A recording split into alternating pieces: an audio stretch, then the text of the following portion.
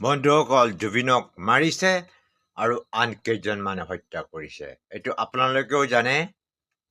ইয়াৰ উচিত তদন্ত হ'ব, আমাৰ মুখ্যমন্ত্ৰী ছাৰে কৈছে।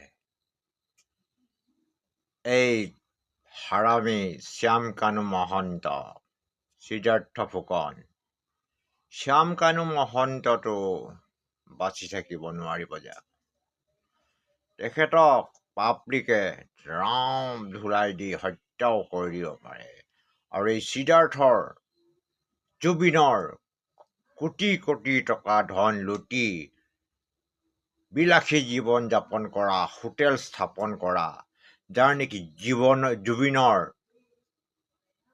10 লাখ টকাত ষ্টেজ প্ৰগ্ৰেম এটা বন্দোবস্ত কৰিব, 5 লাখ টকা সি খাব, 5 লাখ টকা জুবিনক দিব। তেনেকে সহজ সৰল ব্যক্তি এজনক তেখেতে মাৰ্ডাৰ কৰাত হত্যা কৰিছে। ইয়াৰ মানে কাৰণ কি? ইয়াৰ উচিত তদন্ত হ'ব। কোনো ইয়াত পলিটিক্সৰ সম্পৰ্ক নাথাকিব। আমাক উচিত তদন্ত লাগিবই। Justice for Zubeen. মই এজন সাধাৰণ জুবিনৰ অনুৰাগী হৈ পেলাই কৈছোঁ। Thank U.